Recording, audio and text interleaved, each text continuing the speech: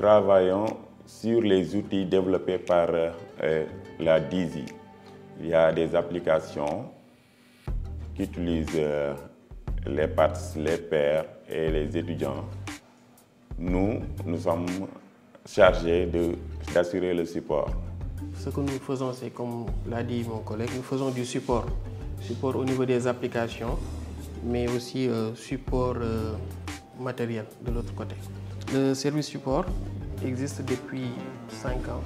Depuis 5 ans, nous sommes ici, logés au niveau de l'esplanade des amphis.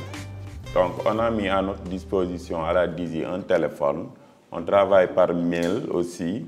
Normalement, on ne devrait pas travailler directement avec l'étudiant. S'il a un problème de résultat, il devrait dans un premier temps s'adresser à sa scolarité ou bien au service des examens. Ensuite, c'est au service des examens de remonter l'information.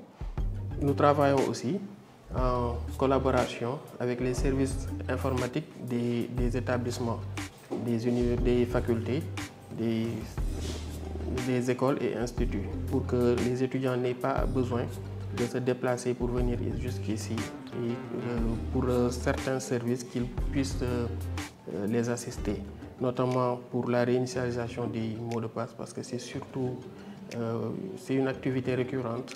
Les étudiants, comme aussi pour le personnel, souvent ils sont confrontés à des problèmes de connexion au niveau des applications. À côté, nous faisons de la maintenance pour les directions, surtout liées au rectorat. Pour l'inscription, si l'étudiant est autorisé, il vient, il va faire la préinscription. La préinscription se passe en 4 étapes. Des fois, il fait les 4 étapes, mais il n'arrive pas, par exemple, tout à l'heure, comme on a vu, il n'arrive pas à télécharger la fiche. Parce s'ils font les 4 étapes, l'étudiant n'a pas besoin maintenant d'aller à la scolarité pour finaliser son inscription. Oui, ici, on manipule plusieurs plateformes. Pour, par exemple, l'inscription, il y a une plateforme scolarité.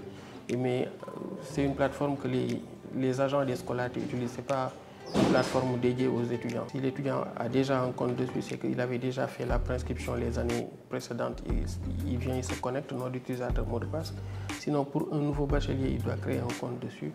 Pour un étudiant aussi, peut-être qu'il n'est pas un nouveau bachelier, mais un primo entrant, lui aussi, il doit créer un compte sur la plateforme. Sinon, pour les voyages d'études, il y a une autre plateforme qui s'appelle Voyage d'études. Donc l'enseignant doit passer par l'intranet pour se connecter sur la plateforme et puis postuler pour son voyage d'études. Alors, on a d'autres plateformes. Pour chaque plateforme, il y a une cible. C'est soit la pédagogie ou bien la scolarité.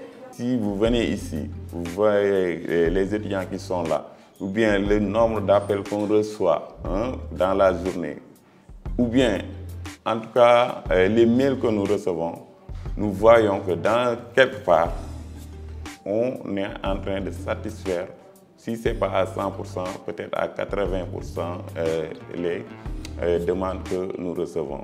Nous sommes là pour tout le monde, pour les étudiants, les pairs ainsi que les participants.